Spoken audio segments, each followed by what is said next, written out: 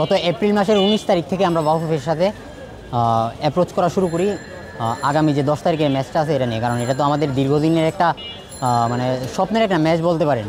তো আমরা চাচ্ছিলাম না যে এই ম্যাচটাতে কোনো প্রকার ঝামেলা হোক। প্লাস হচ্ছে ফাহমিদুল ইস্যু নিয়ে যে সময় আমরা আন্দোলনে ছিলাম ওই সময় আমাদের সভাপতির মধ্যে বলছিল যে আমাদের যে কোনো ইস্যুতে যাতে সরাসরি তাদের সাথে আমরা অফিসিয়ালি মানে তাদেরকে আমরা যাতে অ্যাড্রেস করি। তো আমরা সেই কথা সম্মান রেখে আমরা এবার এপ্রিলের 19 তারিখ থেকেই তাদের সাথে যোগাযোগ শুরু করি। সর্বপ্রথম হচ্ছে বাফুফের যে মার্কেটিংয়ের যে হেড আছে, মার্কেটিং কমিটির যে হেড বর্তমান নতুন যে সহসভাপতি হচ্ছে ফাহাদ করিম ভাই, ওনার সাথে যোগাযোগ করি। ওনার অফিসে আমরা বসি। ওই দিন হচ্ছে আমরা আমাদের ম্যাচের আংশিক পরিকল্পনা প্লাস হচ্ছে আমাদের যে টিকিটের রিকোয়ারমেন্টস এই ব্যাপারে ওনার সাথে আলোচনা করি। তখন উনি আমাদেরকে মানে প্রথমবার জানায়, ওই সময় মিডিয়াতেও আসে নাই যে টিকিটগুলো অনলাইনে যাবে, যে তারা এবার অনলাইনে টিকিটগুলো ছাড়তে যাচ্ছে আর এবার তারা টিকিটের মাধ্যমে একটা রেভিনিউ জেনারেট করতে চাচ্ছে। তো আমরা আলট্রাস প্রতিষ্ঠার পিছনে একটা মোটোই ছিল হচ্ছে যে আমরা কোনো দিন বাংলাদেশ ফুটবলের বোঝা হব না। আমরা সবসময় টিকিট কিনে খেলা দেখতে আগ্রহী, যাতে আমাদের থেকে ফেডারেশনের একটা সুন্দর একটা আর্নিং আসে।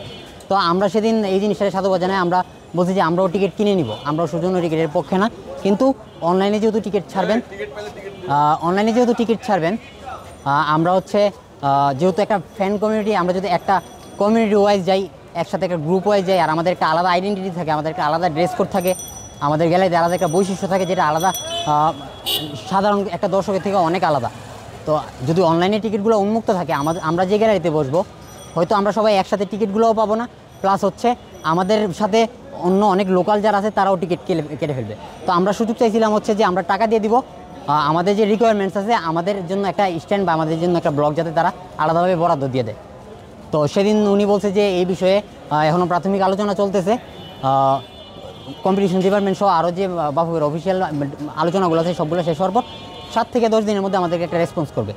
বাট অনেক দিন যাওয়ার পর যে সময় আমরা রেসপন্স পাচ্ছিলাম না, তখন আমরা আবার বাফুফের সিনিয়র সভাপতি ইমরুল হাসানের সাথে যোগাযোগ করি। তো ইমরুল হাসানের সাথে যোগাযোগ করার আগে আবার আমরা বাফুফেতে একটা অফিসিয়ালি একটা চিঠি পাঠাই, আর হচ্ছে আলট্রাসের পক্ষ থেকে অফিসিয়ালি বাফুফেকে মেলও করি আমাদের টিকিট সহ আনুষঙ্গিক সব বিষয়ে। তো ইমরুল হাসানের কাছে যাওয়ার পর উনি আবার তখন সাধারণ সম্পাদককে অ্যাড্রেস করে। তখন সাধারণ সম্পাদক আবার আমাদেরকে জানাইছিল যে সভাপতি সহ ইমরুল ভাই সহ বলছিল যে সভাপতি সহ তারা আমাদের সাথে বসতে চায়। তো আমাদেরকে একটা ডেট বলছিল যে পরের দিন যোগাযোগ করতে, ওই ডেটটা বলে দেবে। পরের দিন সাধারণ সম্পাদকের সাথে যোগাযোগ করার পর তখন উনি রেসপন্স করে নাই। পরবর্তীতে আবার ইমরুল স্যারকে নক করা হয়েছে, উনি আবার অ্যাড্রেস করছে। এভাবে কয়েক দফা যাওয়ার পর পরবর্তীতে আমরা সরাসরি যে সময় সাধারণ সম্পাদক থেকে কোনো রেসপন্স পাইতেছিলাম না, সরাসরি আমার 2 জন প্রতিনিধি আইসা সভাপতির সাথে দেখা করে গেছে। সভাপতির সাথে দেখা করে যাওয়ার পর গত শনিবার সভাপতি আমাদেরকে ডেট দেয় যে আমাদের সাথে উনি আমাদের মানে পুরো পরিকল্পনা শুনবে, তারপর আমাদেরকে জানাবে যে আমাদের টিকিটের রিকোয়ারমেন্টগুলো কী দিবে। তো শনিবার আমার দুই সদস্যের টিম দুপুর 12টার দিকে বাফুফে অফিসে ঢুকে একদম রাত 10:30টার দিকে এই জায়গা থেকে বেরোয়। তখন পর্যন্ত আমরা কোনো ক্লিয়ার মেসেজ পাই নাই। তখন হচ্ছে সাধারণ সম্পাদক আবার বলে দেয় যে পরের দিন সকাল 10:30 বাজে আসতে। তখন সকাল 10:30 বাজে আমি সহ আসি। তখন আবার ওনারা আমাদের দিকে টাইম নেয় যে এদিন বিকাল 4:30 পর্যন্ত ওনাদেরকে টাইম দিতে, মানে গতকাল 4:30 পর্যন্ত। গতকাল রাত 8টা পর্যন্ত যে সময় আমরা রেসপন্স পাচ্ছিলাম না, তখন আমরা আবার একাধিক কল দেওয়ার পর পরবর্তীতে সাধারণ সম্পাদক আমাদেরকে রেসপন্স করে যে আমাদেরকে তারা 100 টিকিট দিবে, আমরা 100 টিকিট তাদের থেকে কিনে নিব। অথচ আমরা তাদের কাছে চাইছিলাম প্রথমে 3000 টিকিট।